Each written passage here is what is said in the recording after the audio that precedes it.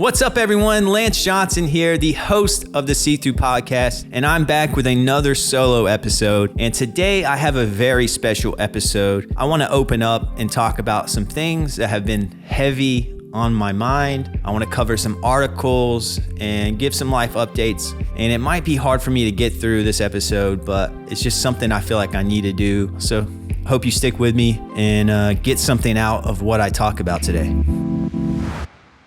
First off, I just want to remind everyone that I have merch for sale. I have t-shirts, I have a coffee mug, I have a hoodie, and I have this hat. So if you're interested in supporting the podcast by buying some merch, just click the link in the show description. I also have a Patreon page where you can pay $5 a month and you'll get exclusive content that is only available on Patreon. Again, that link is also in the show description. And if you haven't yet, make sure to like this video and subscribe to the channel. Thank you. All right, so like I said, today I'm going to talk about some things that have been on my mind, but first I want to provide a little life update, something that happened to me this week. My wife saw a mouse in our bathroom. I was laying in bed and I hear this scream, "Yeah!" And I'm like, what just happened? Did my wife fall in the shower and bust her head open? Nope, she saw a mouse, scurry across the ground. And it went underneath our heater in our bathroom. I live in New York City, and this is the first time this has happened to me. So I was paranoid all day. And the thing with, little mice is they're small. And I have RP, so it means my field of vision's diminished. So I felt like the mouse could have been right there, and I wouldn't see it on the floor. Because, if I drop something on the floor, I have to stand back and kind of look around the floor until I find it, because I have these blind spots in my vision. So long story short, I was paranoid all day yesterday that a mouse was just right near me and I couldn't see it. It was kind of like a little mind fuck of having RP, one of those little things. You never know what rodents are by you, but I haven't seen the mouse. I don't know where it is. I know it didn't just disappear. So wish me luck on that. Another thing is I just dropped a new vlog, which features my wife driving me for the first time. She recently got her driver's license. I talked about that in past episodes. This vlog kind of covers our first experience in the car together. We went out to Jones Beach State Park here in New York. Even though it was cold and windy, it was nice. We were the only people out there. It was a cool experience, and I look forward to more road trips. So if you haven't checked that vlog out, make sure to check it out. There's a link in the show description. Don't leave just yet, though. Don't go watch it right now. Watch it later. I just want to remind you to watch it. And on a different note, and this is something that I haven't talked about, in a while, I'm still going to therapy. I've been using BetterHelp, so I'm having digital, therapy sessions with a counselor, and it's been good for me, something new and different for me. And the reason why I'm bringing this back up is because, I've been working hard to get through some things, and I haven't really talked about them that much openly. And that's because I didn't know if I should talk about them openly. I preach transparency on this podcast, but does that mean that I have to, spill my guts on everything in my life? And that's been, something I've had to, think about. And one of the main reasons that I've been going to therapy is because my dad passed in September of 2021. And he was 63 years old. And I've been having to work through that, But I guess I want to talk about why I've been going to therapy, and I just explained the main reason why. But, I think overall I've been feeling misunderstood. Growing up, I would describe myself as sunshiny and hyperactive, happy kid, energetic kid, goofy, always laughing. And for the past few years, I haven't honestly felt like myself. I feel like my sunshine has kind of, went away, and I have to fight and work hard just to get a little bit of that sun to kind of move out from those clouds. That could just be part of, growing up and being an adult and having to have adult responsibilities, and not being a child anymore. That could be part of it. and probably is likely a huge part of it. But I guess I wanted to open up and talk about, an experience with my dad that relates to RP, since that's a big topic here at the See Through podcast. As you know, my mom has retinitis pigmentosa. I inherited it from her. It's the eye disease I have that she has, my sister has. And growing up, my mom was the only person that I knew who had RP or had any sort of, visual impairment, honestly. So my world was very, very small in relation to, the vision loss community. And as a kid, my mom would drive, me, my brother and sister around. She would do everything for us, take us to school, drive us here and there. And she would do all that while avoiding driving at night. And sometimes she would drive at night because she had to, because that's when our sporting events were. Needless to say, she was a super mom. And I'm very, very thankful for my mom. Where is this going? Let me get more to the point. So my mom, married to my dad. My dad doesn't have RP. And I want to talk about why my mom and dad's marriage affected me as someone with RP. After my mom couldn't drive anymore, basically she went for an eye checkup and they told her you can't drive anymore. My dad had to be, the driver of the family, until I was in high school and all that. And had a driver's license myself, or she would ride with my older sister or brother. But whenever I left for college, it was just her and my dad there. So she was completely reliant on my dad. And in my town where I grew up in Hope Mills, North Carolina, there's no sidewalks, there's no Ubers. So, she was reliant on my dad. The thing with my dad was he was a homebody. He didn't like to leave the house because, he had a drinking problem. My dad was a functional alcoholic, and he would drink every day from about 5 p.m., until he went to sleep.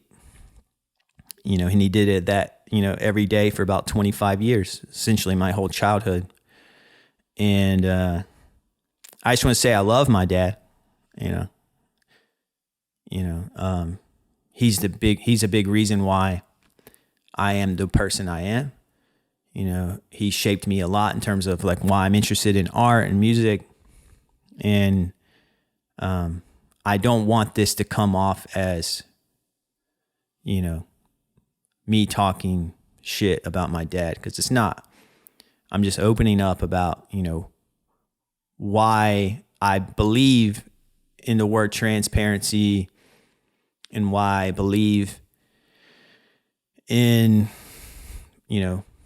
what I'm doing with this podcast. It's going to get into the psychology of why I think the way I do. So whenever my mom was reliant on my dad to drive around, and my dad, started drinking, he didn't want to drink and drive. So my mom was kind of stuck at home. So she was kind of on his schedule. Again, this is every day. There's no days are skipped. And let's say, and then on the mornings where my dad wasn't drinking, if my mom wanted to go somewhere and she would ask my dad, sometimes he didn't want to take her, and he would get frustrated because, he had to. And because of that, my dad felt like my mom was a burden, and I've heard him say that. He used that specific word, burden. And it really hurt my mom. And you may remember this, but I've talked in the past on this podcast about how much I hate that word, burden. It's like my Voldemort. I really hate that word, and this is why. My dad, thought of my mom as a burden sometimes because she couldn't drive and he had to do more than he wanted to. So whenever I was diagnosed with RP and I'm growing up, I always had in the back of my mind that, I'm going to be a burden myself. And RP is going to be my what's going to make me a burden to someone. It's not going to make me worthy of, being loved by someone else, or it's going to really limit my future. It didn't seem like I had endless possibilities. It felt like, from the way it was perceived in my family, that RP was its own form of prison, where you're confined to a house and you're reliant on other people to get you places. So I kind of rebelled against that, and that's why I moved here to New York City. I didn't want that life for me. And, in terms of the word burden, I guess why I wanted to bring this up is it's bullshit. My mom's RP was not the burden. My dad's, alcoholism and addiction, that was the burden. And I don't know what sort of weird psychology was at play, but that was the real burden. And, my dad passed away, with complications from, his addiction problem. So it's complicated, right, for me to even talk about this, because I grew up being very private, taught to be private. It was kind of instilled into me to be private, keep family matters private, which is kind of ironic because my podcast is all about transparency and, being open and honest. And I think the reason why I have a podcast like that is because I have to force myself to do this. I have to force myself to be open because I'm hardwired to be the opposite, actually. And I've learned that it's not healthy.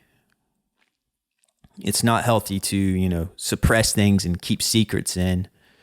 So it's hard for me to share all this with you because, to be honest, I feel like I'm betraying my dad by publicly talking about this.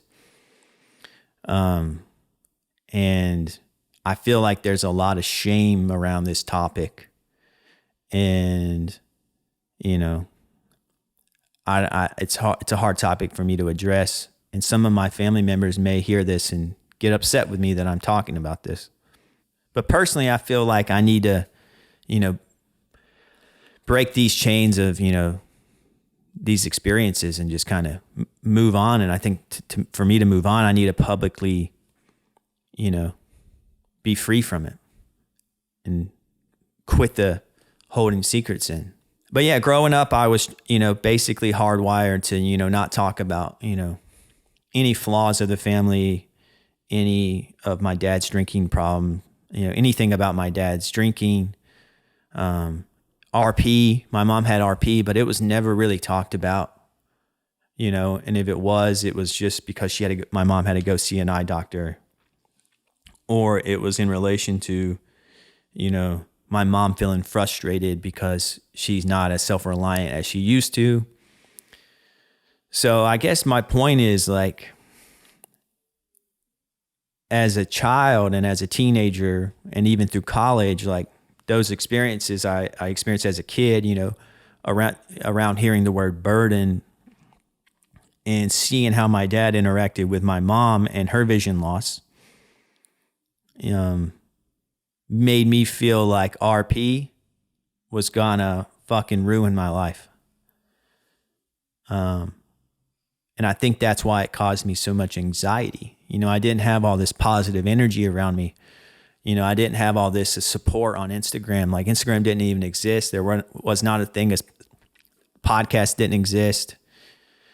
So there was no community I had. That was my only experience. So I guess I just wanted to share with everyone is that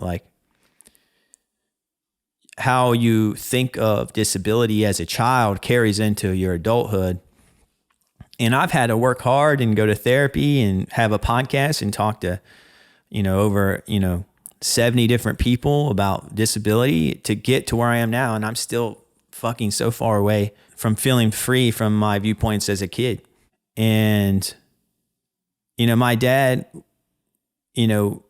cared a lot about my mom. I'm not saying he didn't. He loved my mom and my mom loved him. And again, I love my dad. He had some issues that I wish me and him could have resolved, but I didn't get a chance to, and to flip the script. And that was because of, his burdens, And I guess this is my message to my mom and for anyone else out there with, RP or a disability is like, your disability is not a burden, I think, as someone with a disability, you tend to think like, oh, my problems are way worse than others, but that's not necessarily true. And just because someone, doesn't have a disability doesn't mean that they don't have, anchors attached to them, keeping them where they are from progressing and moving forward. And if you feel like your brain has been wired a certain way, I want you to know that you can change it, but it's not easy. You have to work at it, and you got to surround yourself with people who, will support you and make you feel and confirm the thoughts that you want confirmed, And yeah, I mean, this is a little bit of a rant. But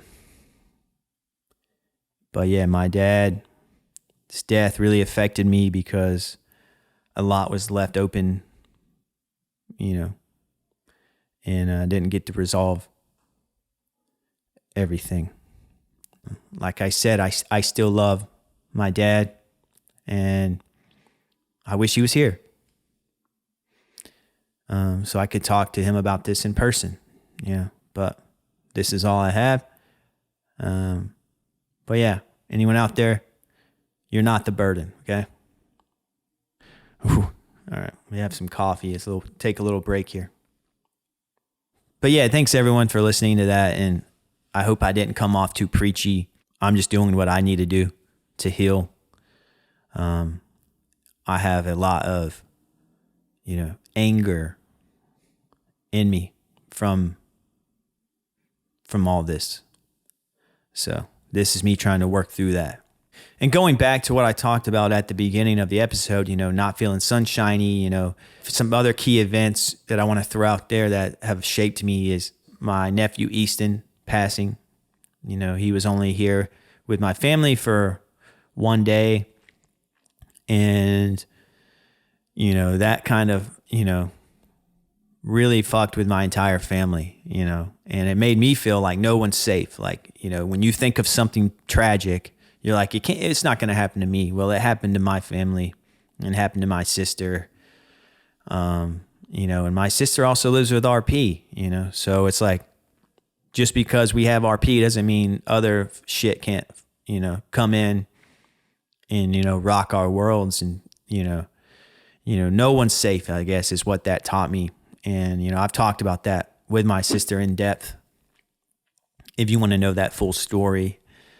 But yeah, my nephew passing. And then, the big one that I always talk about is, the middle ground of living with RP. I'm right in the middle. I'm not sighted and I'm not blind. I see, but I have, diminished field of vision. My night vision's warped and not good. And so it's like that middle ground, that I live in, and not being able to drive and feeling kind of, forced to live in New York City or forced to live in this place where I can walk, kind of limiting my options. But yeah, someone who grew up the way I did, kind of viewing RP as this kind of very limiting thing, I'm still limited, so I get frustrated when I recognize the limitations that I'm faced with, and that's something that I got to work on and not be so frustrated at.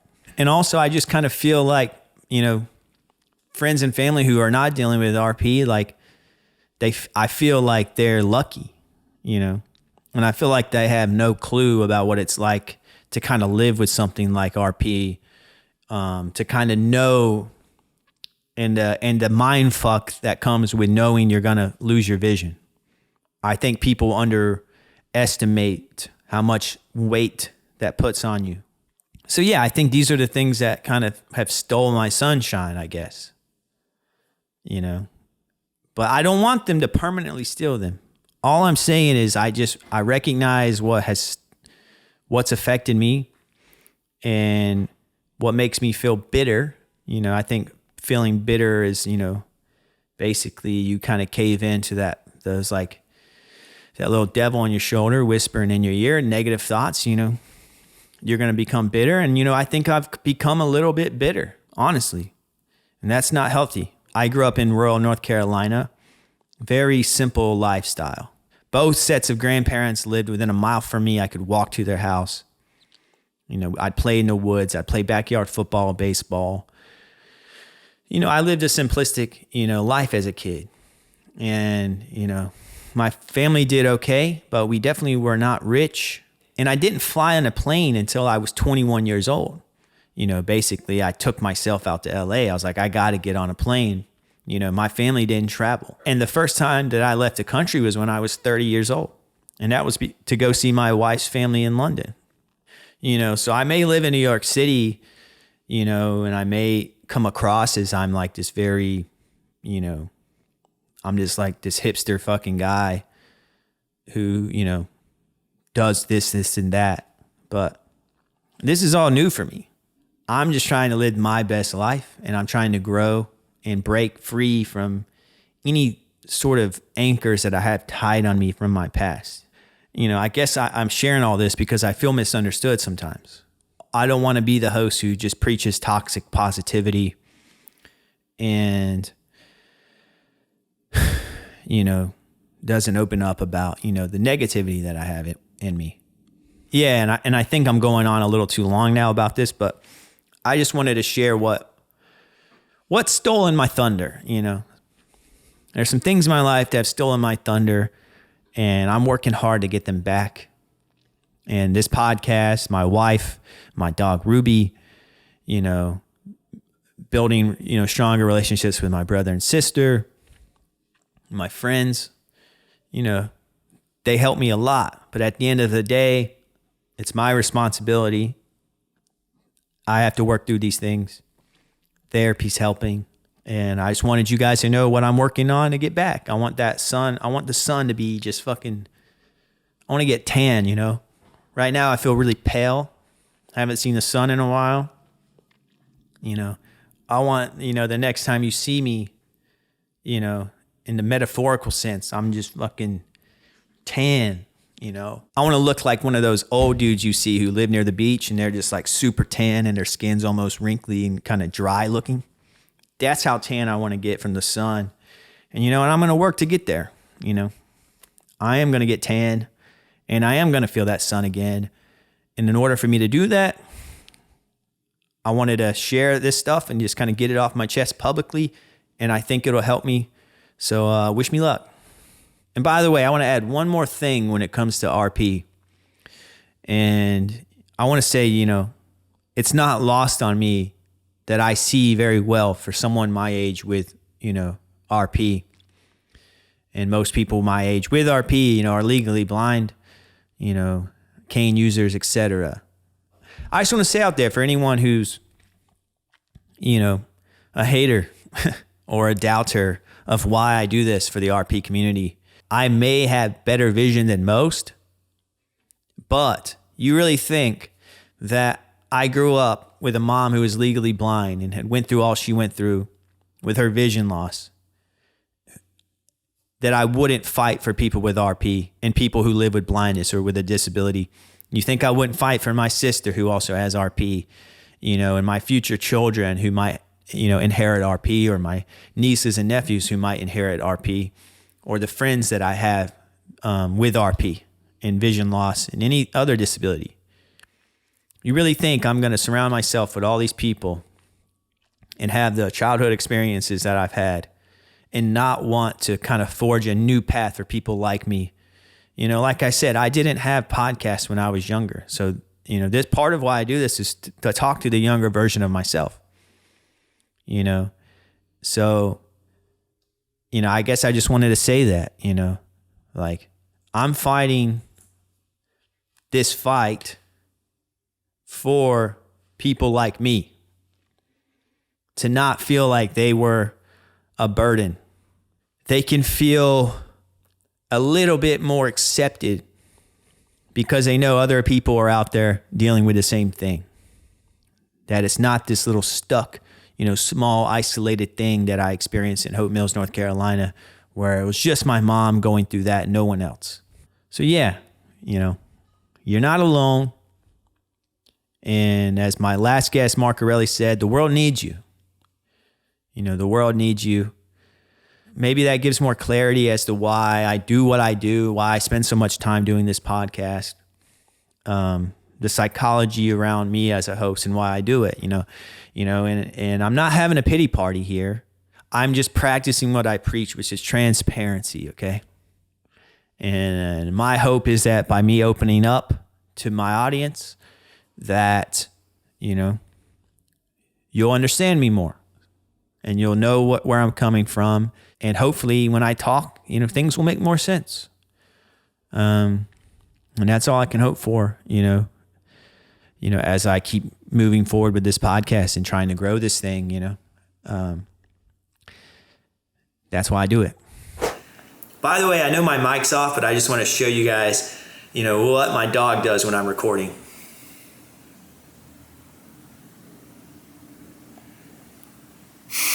She's too cute, right? All right, so with all that emotional shit out the way, let's have some fun and cover some articles. So the first article I'm covering is about this woman who tattooed her eyeball, like the white part of her eye, and now is blind from it. Yeah, I'm not making this up. Let's cover it. Let's talk about it.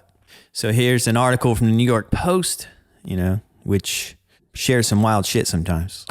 The title is, I tattooed my eyeballs purple and blue. Now I'm going blind. Yeah, no shit. So it says, a mom of 5 brushed off her daughter's advice to not get her eyeballs tattooed due to potential blindness, and now she's losing her vision. All right, so that's red flag number 1. This is someone who is a mom and has children and still decided to get her eyeballs tattooed. All right. So Anaya Peterson, a law student, was in awe of Australian model Amber Luke, who tattooed her eyeballs a vivid blue and went blind for 3 weeks after. Despite Luke getting her vision back, it seems that the 32-year-old Peterson might lose her sight for good. I was just going to get one eye tattoo at first because I thought that if I go blind, at least I've got the other one. I should have stuck with that. You should have. You shouldn't have done one. My daughter told me that I didn't want to do that. And he said, what if you go blind? Her daughter wasn't on board with it. Her daughter was smart. And now she wishes she had listened to her wise 7-year-old. Okay, so this is a mom with a 7-year-old daughter who needs to be there for her daughter, who's 7 years old, and it's like, I'm going to get my eye tattooed. What is she thinking? And what kind of example does that set for your 7-year-old as you get your eyeballs tattooed purple and blue? All right. It says the Belfast, Northern Ireland-based woman was left hospitalized by the eyeball modification after a potential reaction to the ink, and now claims she is at risk for developing cataracts. She says, I don't have 20/20 vision anymore. From a distance, I can't see features on faces, she said, and if I didn't have my eyeballs tattooed, I wouldn't be having this problem. Even today, I woke up with more floaters in my eyes, and that is dangerous. Well, there's a picture right there. That's what her eyes look like. And she has face tattoos. I was going to say, like, what happened to the good old-fashioned face tattoo? But then here's my answer right here. She already has the face tattoos. She was probably, like, bored. She's got the tongue piercing. She has a nose ring. I have a nose ring. Only piercing I've had. I ever had and probably ever will get. And so she's probably like, fuck it. What's next? What's left I can do? I'll just tattoo my eyeballs. And there's a picture of her with her daughter. Cute little girl there. And it seemed like they have a loving relationship. It's unfortunate that she's doing this. Oh, look, there's a picture of her eyes swollen after it. Said she woke up one morning with a swollen face and eyeballs. Yeah, this is fascinating, isn't it? The article says she's always going to have this problem since she can't remove the tattoo ink in her eyes. But her herring tattoo tail didn't have such a rocky beginning. For months after tattooing her right eye blue in July of 2020, she had no complications. Despite suffering some dryness and headaches, she opted to tattoo her left eyeball purple in December of that year. You know, in August, things took a turn for the worse. She woke up one day with incredibly swollen eyelids. It looked like she had gone 5 rounds with Mike Tyson. And as the symptoms worsened, she decided to check herself into the hospital. Oh, the body modification enthusiast left the hospital on the mend, but regrets her decision to tattoo of her whites in the eyes in the first place. She says, I'm kind of recovered on the outside. It's recovered. It's just inside. I'm basically on the verge of going blind. She said, if I could go back in time, I would have done one black eye tattoo and left it. I would have done one black. Absolutely. So she still would do one, she says. But yeah, here you go. You know, what an odd thing to do. You tattoo your white of your eyeball. How does that even feel? You know, I have a bunch of tattoos in my arm, but like I couldn't imagine a needle going into the white of my eye. Just can't. I don't even know how someone can even do that. You know, it says, despite the grim outlook, you know, Peterson remains positive. You know, I tell my daughter not to care about the opinions of someone else because they're just ordinary people like you. She said, you have positive and negative comments, but the negative comments always overshadow the positive ones. According to the person that inspired her tattoo, which was an Australian influencer, Luke, an eyeball tattoo should never result in blindness if done correctly. She says, unfortunately, my artist went too deep into my eyeball. If your eyeball procedure is done correctly, you're not supposed to go blind at all. Never thought I'd hear that sentence before. And I didn't think in 2023 that people would still be inspired by Limp Bizkit, you know. It makes me think of, you know, their guitarist, Wes Borland, who had like the black, you know, contact lenses in his eyes. Oh, yeah, I don't know. What do you guys think about this? You know, tattooing your eyes, going blind. You have a 7-year-old daughter. Seems irresponsible. Seems a little bit, you know, self-centered. Maybe do that like when your daughter's out of the house. I don't know, man. She's got, you know, face tattoos and her tongue cut. So I don't know. But yeah, it's like, it goes back to my point. Like some people are born with, you know, blindness, and some people, you know, go blind due to, you know, diseases like, you know, retinitis pigmentosa. But then there's some people who do it to themselves. Anyways, let's cover something that's the opposite.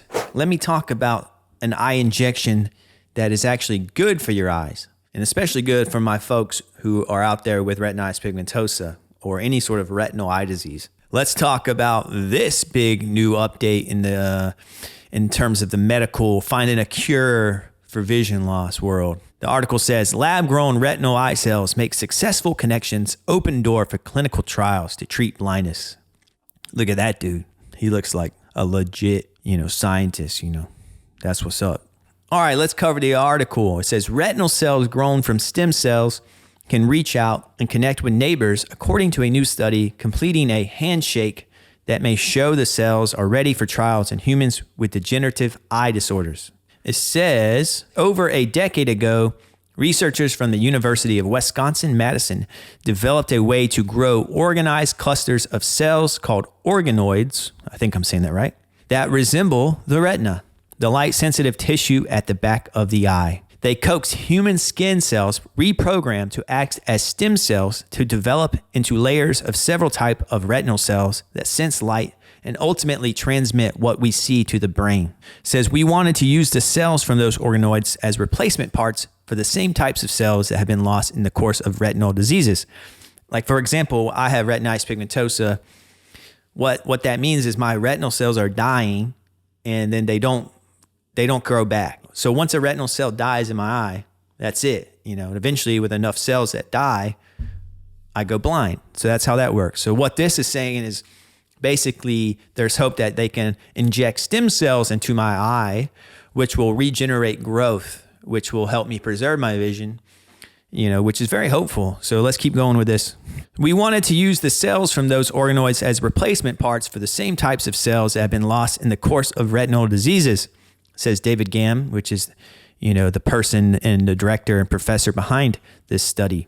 During 2022, Gamm and UW-Madison collaborators published studies showing that dish-grown retinal cells called photoreceptors respond like those in a healthy retina to different wavelengths and intensities of light basically they've done a bunch of tests and it seems like it's going to work, and they're trying to work their way up into human clinical trials, which is the next step. But yeah, that's the thing with, these studies is there's so much red tape, and you got to, follow a specific order, and there's clinical trials. And, for people like me with RP, we get impatient. We're like, let's inject this into my eye tomorrow. So yeah, we can hear this stuff and get frustrated, at how long it takes.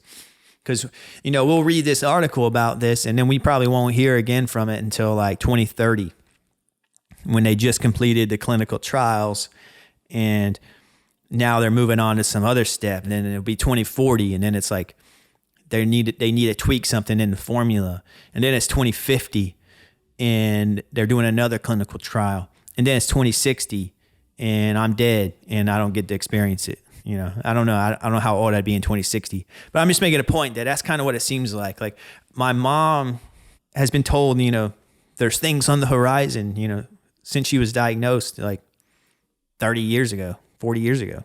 I don't know. I'm skeptical, I guess. But this seems really exciting. This seems legit. But, I'm the type of person, I don't like to get my hopes up. And I don't expect a cure in my lifetime. But, I'm all for this keep moving forward. Obviously, like, if I have kids, they might inherit my RP. So this will be really good for them. And as I learn to accept my RP, that doesn't mean that I don't want it cured.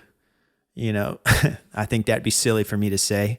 Yeah, you got to think of the future when it comes to this. So I'd love it if they figure this out in my lifetime and I could, retain my vision. That would be amazing. But to be honest with you, I'm not banking on it. If you have RP or a retinal disease, like, what do you think? How do you perceive like articles like this? Are you hopeful, not hopeful, pessimistic, optimistic? Let me know in the comments, send me a message or whatever. Love to hear from you, but this does seem very promising, right?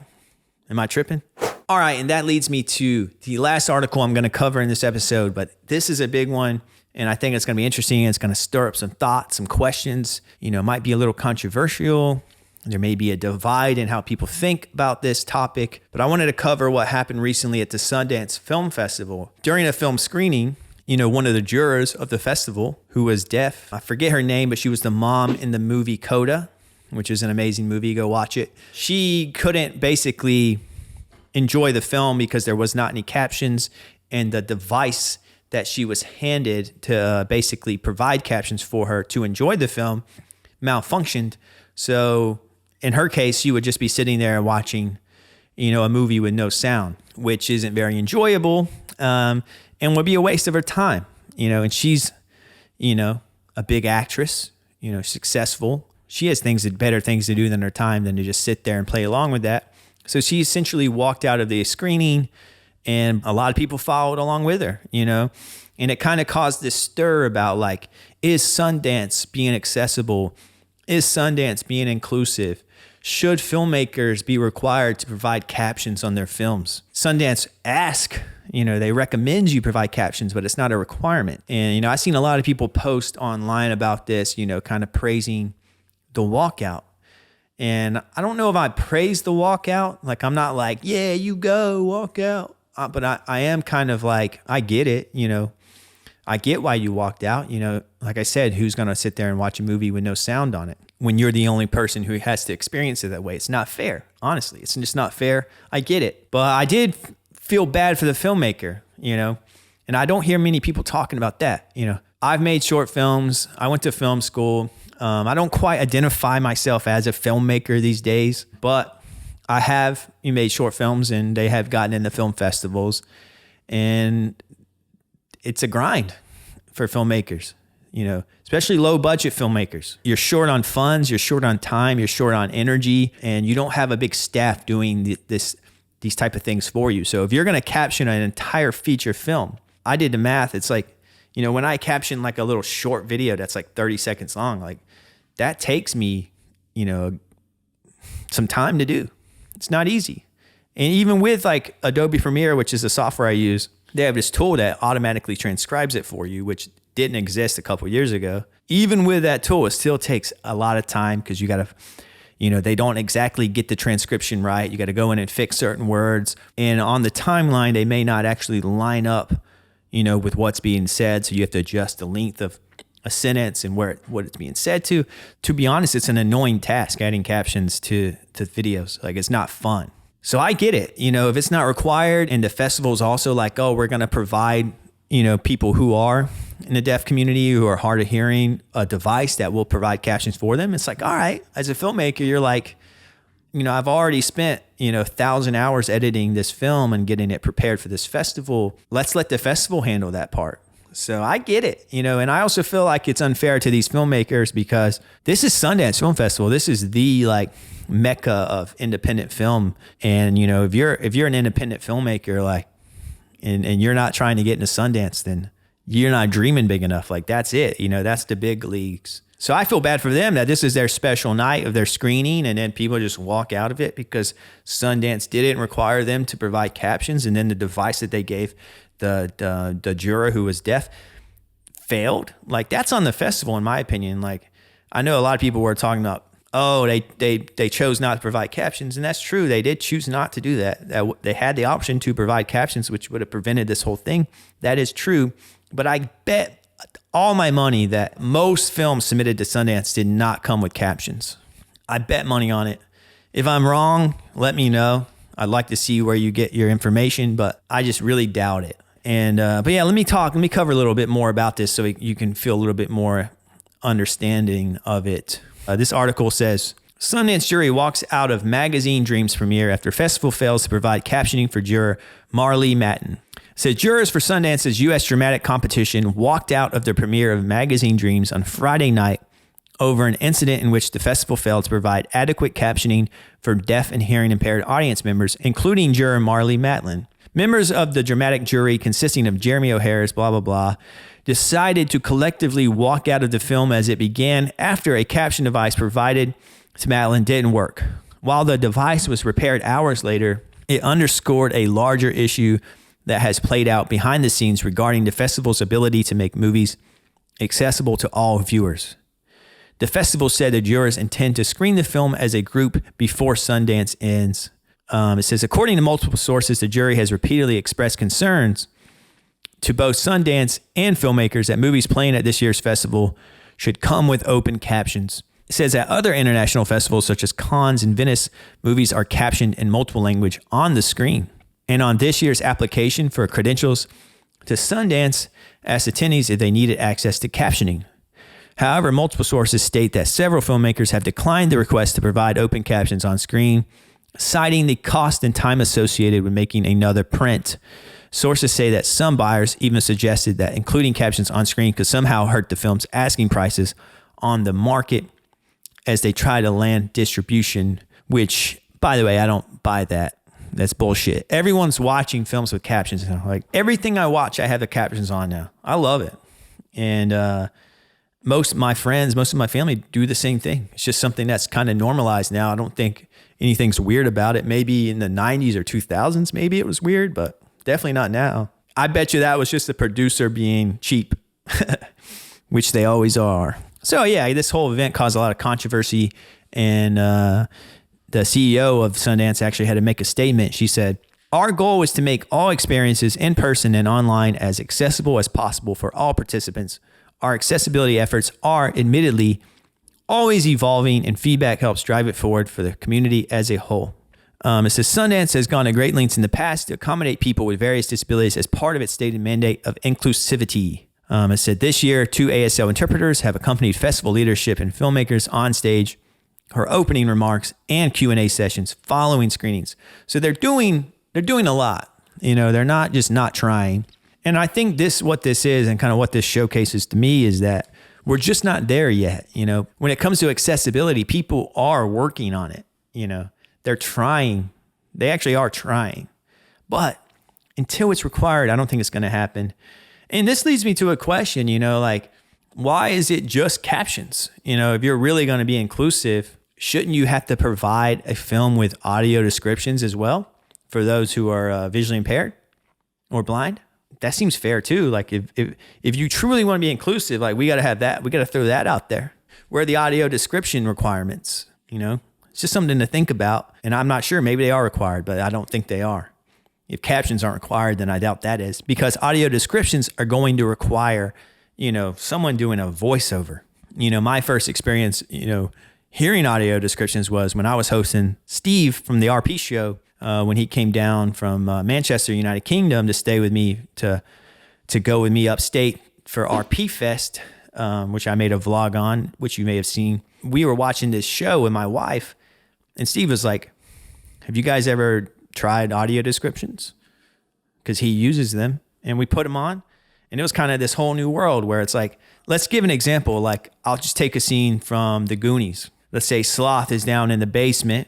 He's chained to the walls. And then Chunk, shares that baby Ruth with him. You're going to hear the dialogue. You're going to hear the sound effects. You're going to hear the music. But you're not going to have like a full mental image painted into your mind without the help of, audio descriptions, which would say something like, in a dark basement, Sloth, a large man, sits in a chair, chained to the walls. And without that description, someone who's low vision or blind is not really going to know what's happening on screen. So my point is, if captions are required, then audio description should be required. And that leads me to my next point. You got to require it, because if you don't require it, people aren't going to do it. And in my opinion, necessity equals innovation, because when you're required to do something that you don't want to do, that's not incredibly sexy. When you're editing a film and you're making it look pretty, and you're making it all flashy, it's sexy. And you're going to want to work on that because you want to create a sexy product. But when you're captioning your videos, like, it's just like text on screen, like, you're not like pumped up about that. You're not like, oh, I can't wait to caption my video today. That's the unsexy part. And that's where like someone developing a piece of software, is going to speed that up and make that just kind of a click of a button, for the most part. And it's there, and it's getting there. It's getting there. Like I described with how I use Adobe Premiere to caption my videos. But my point is necessity, kind of breeds innovation. Audio descriptions. Like, for example, I have this podcast. I never put them in my videos. I could be a lot better at, including video descriptions in my posts online, image descriptions, alt text, etc. But at the end of the day, like, it's not required. So sometimes when I'm short on time, I just won't do it. And I'm a podcaster with RP talking about disabilities and blindness, and I'm someone who doesn't always do it. So like, it's hard work. It's extra steps that are not fun, that are not sexy. And to most of the non-disabled world, that they don't even know that this stuff even exists. They just view it as forced inclusion of something to roll their eyes at. In their eyes, like, oh, let's spend a week's worth of work for the one person in the audience who might be hard of hearing. But for that one person in the audience who's hard of hearing, they're going to feel really appreciative and love what you did. And they're going to support you as a filmmaker even more. So it's like, as a filmmaker, like, I guess my advice would be like, include everyone, think of everyone, try to be inclusive as possible. You'll get more people on your team. Again, I know it's not sexy, but I think it should be required, because I think when it's required, people will not want to do it. Therefore, they'll invent a tool that makes it faster and easier to do, which makes it more available, which makes more people actually doing it, providing, what's needed to really create like an inclusive, entertainment experience for people with disabilities. But yeah, I think this is an interesting story, and it happened at the greatest scale there is, Sundance. But yeah, that's my 2 cents. If you have a different opinion than me, or you agree with me, let me know in the comments. I'd love to know your thoughts on this. But yeah, what a controversial thing to happen at something like Sundance. It's interesting. And after covering that article, I think I'm going to wrap this episode up. That's all I'm going to cover in today's episode. I'm kind of feeling wiped out from, me opening up like I did in the beginning. And if you've listened to this entire episode, I just want to say thank you for being a listener. And thank you for giving me a platform to kind of express myself and open up, to a wider world. I love that I can get on camera and turn on my microphone and talk. It's a good outlet for me. And I really appreciate your support. And if you want to support me even more, you want to give me like tangible support, you buy some merch. Again, the link is in the description. You can visit seethroughpod.com/merch. This hat I'm wearing, is my see-through hat. It's available. And I also have a coffee mug. I have some t-shirts on there. I have a hoodie, and I have more merch coming too, by the way. I'm working on that at the moment to get more items in the store. And if you live in the United States, it's free shipping. Taxes included in the price as well. And by the way, if you didn't know, my merch is available worldwide, by the way. So it doesn't matter where you are. So yeah, go check that out. And again, I have a Patreon page too, if you want to support me there. For $5 a month, you'll get access to exclusive content that is only available to my Patreon subscribers. And that's patreon.com/seethroughpod. Another way you can support me is to follow the podcast on social media. The handle is @seethroughpod, and that covers Instagram, TikTok, and Twitter. I'm also on Facebook. And if you're a streamer, if you're streaming this episode and you're on Apple Podcasts, on Spotify, that's awesome. I love my streamers. But make sure you're following or subscribe to the podcast on whatever streaming platform you're listening on. Rate the podcast. Give me that 5-star rating. Leave a review. I love reading the reviews. And I've got some really sweet and nice reviews on Apple Podcasts. And I would love to read more of them. So, share with me a nice little thought. Leave a comment. It helps, Apple Podcasts kind of, suggest me to other people. It helps this podcast grow. The same thing goes with, like this video. If you like this episode, make sure to like the video. And 100%, if you haven't yet, subscribe to my channel. A lot of you out there, like most of my audience, is not subscribed to my channel. That's wild.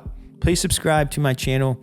It helps YouTube push my content out to new people, which helps me grow this thing and have a bigger audience. I think I plugged enough there. I always feel like such a salesman when I do that, but you got to do what you got to do, right? Again, thanks again for listening and sticking around and being there for me. You guys know the drill. Stay transparent, everyone.